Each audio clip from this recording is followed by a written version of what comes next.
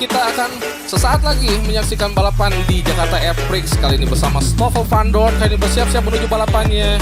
Dan go and here we go. Langsung saja kali ini kita geber Stoffel Vandoorne bersama Mercedes di Jakarta F-Prix 11 lap ya, biar kenyang. Kali ini kita berupaya untuk langsung digeber saja 11 lap, 11 putaran di Jakarta F-Prix kali ini. Langsung saja dengan 24 pembalap ya, gua tambah 2 lagi ya. Karena sebenarnya ada 22 pembalap ofisial di tahun ini, tapi gua tambah 2 aja biar lebih banyak. Tapi yang pasti kita bisa melihat di mana berupaya untuk tempel-tempelan dengan beberapa pembalap yang lain. Hampir saja ya kita tadi 3 jajar dong ya dengan tim Avalanche atau juga tim Andretti dan Force tadi ya. Sangat krusial sekali tadi ya. Kalaupun bisa 3 wide di sini itu keren banget sih ya.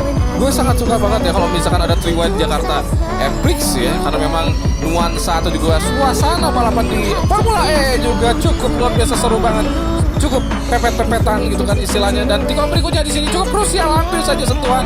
Dan di belakang ada duo Venturi dan juga satu dari Porsche kali ini hampir saja bersentuhan tadi. Stoffel Vandoorne kali ini. Sementara di depan mulai mendapatkan posisinya masing-masing kali ini.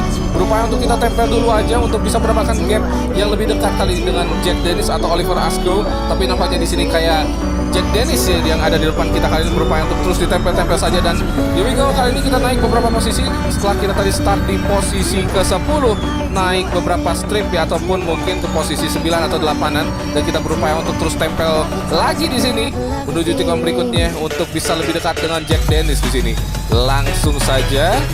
Oh iya, ini ya, ngomongin soal Formula E berarti ada yang namanya attack mode. Mungkin di sini salah satu tempat yang pas ya tikungan ini ya. Walaupun harus ada attack mode, kita harus wide dulu istilahnya untuk mendapatkan attack mode kayak DRS lah gitu kan.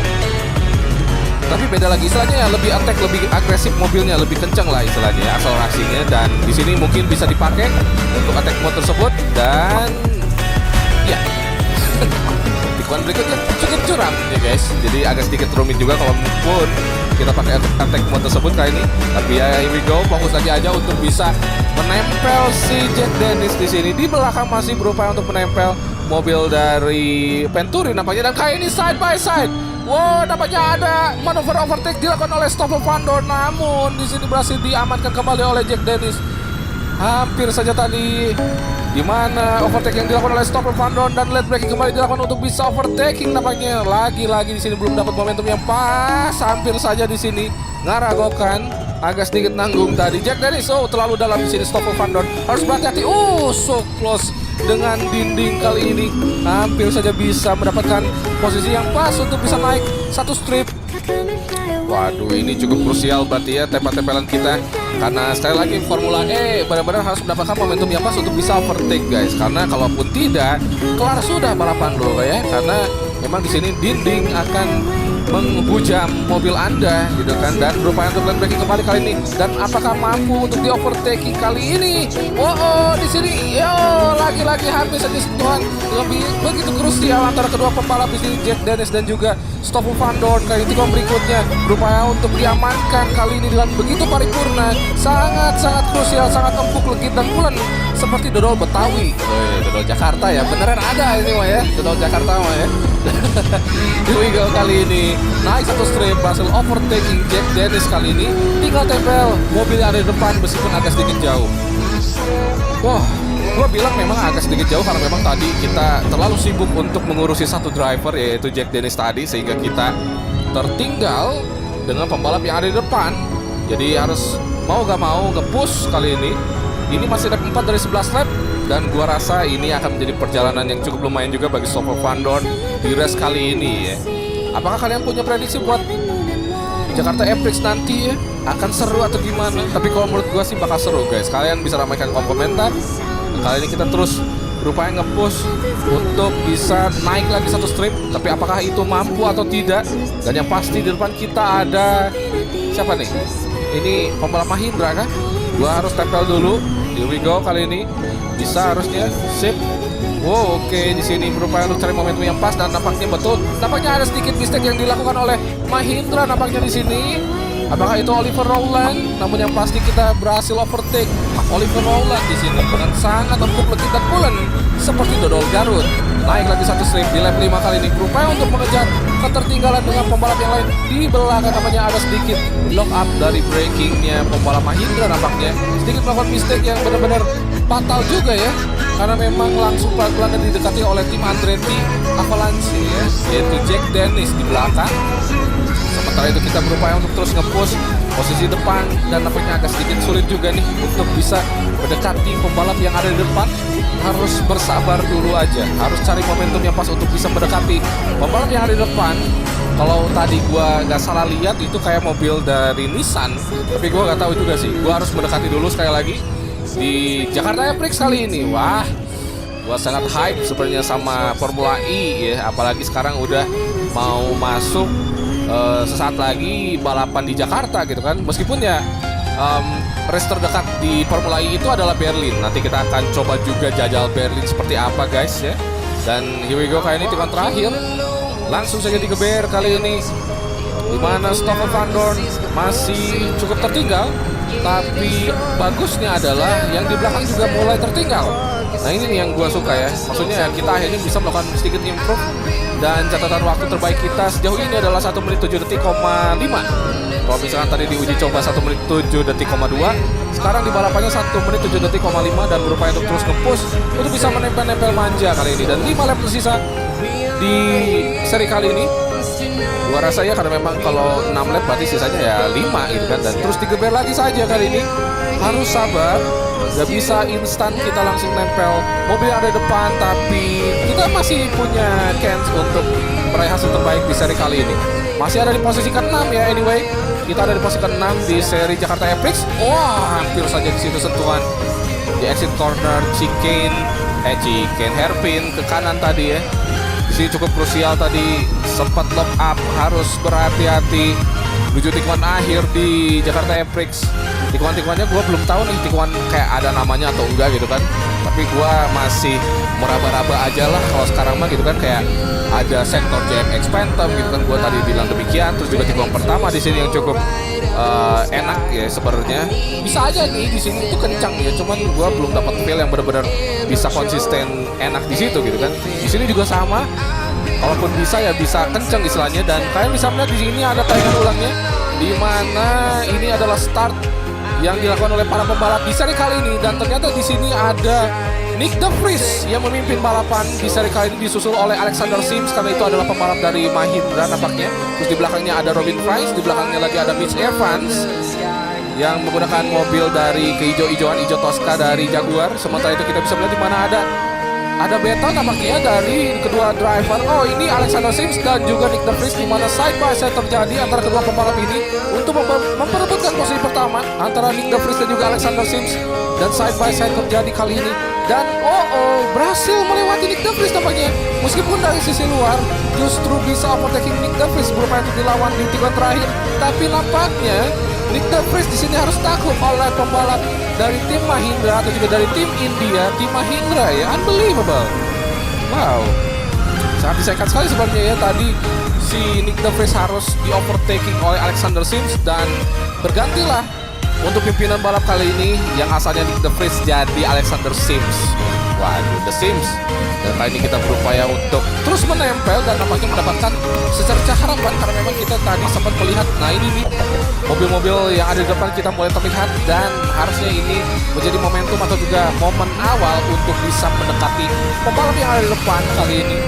Here we go, lap 8. Lap 8 berarti 4 lap lagi. 4 lap lagi, harus sabar, harus improve ya per lapnya. Jadi istilahnya untuk bisa mendekati pembalap yang ada di depan perlu konsistensi yang cukup bagus untuk bisa terus attack ya. Waduh, ini nih yang harus kita waspadai ya, karena biasanya ambisi suka selalu menghancurkan optimisme ya. Jadi terlalu ambis juga tidak bagus istilahnya. Dan di Wigo kali ini berupaya untuk terus nge-push karena cukup rumit juga nih, tapi bisa nih dapat momentumnya. Oke, lebih dekat dan nampaknya kesempatan itu akan terbuka lebar nampaknya. Jangan sampai melakukan mistake. Gua terlalu late braking. Tuh kan agak sedikit licin juga. Harus berhati-hati kali ini. Stoffel Vandoorne di sini, rekan dari Nyck de Vries yang berhasil menjuarai seri Monaco Prix. Sekarang berhadapan dengan para pembalap yang ada di depan. Tampaknya ada Maximilian Günther, di depan ada Mitch Evans dan juga Robin Frijns ya.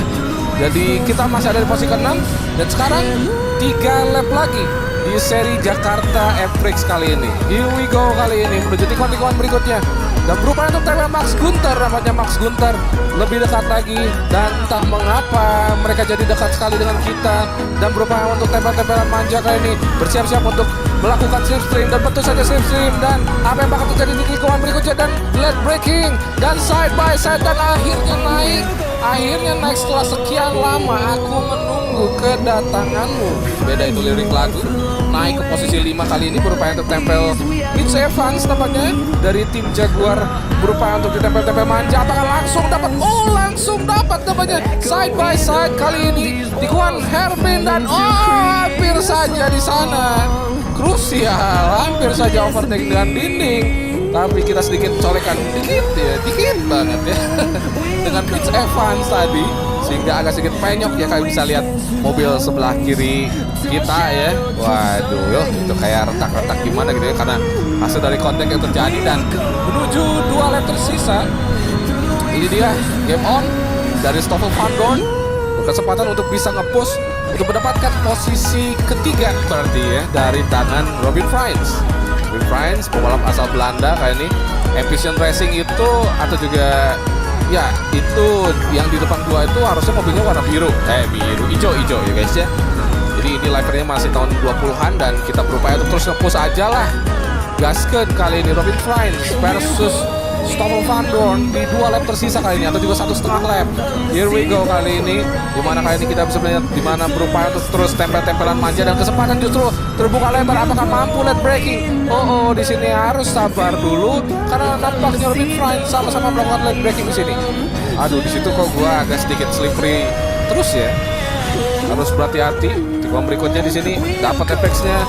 Dan lebih dekat dengan Robin Frijns kali ini, sangat luar biasa. Belum late braking, belum berani ya, karena memang gak dapat feelingnya juga sih gitu kan. Jadi ya ini dia, harusnya kita dapat feeling itu di lap terakhir kali ini, the final lap di Jakarta Prix kali ini. Here we go, the battle and the game is on. Dari Stoffel Vandoorne kali ini berupaya untuk tempel-tempelan manja, masih pengen dimanja, masih pengen berduaan dengan Robin Frijns saja kali ini dari tim Virgin Racing, dan berupaya untuk ditempel-tempel lagi. Kali ini Robin Frijns semakin dekat dan masih mencari celah untuk overtake kali ini. Senam jantung bisa dimulai kok dari sini, dan late braking langsung nampaknya dilakukan oleh Stoffel Vandoorne, dan side by side langsung dapat di sini Robin Frijns.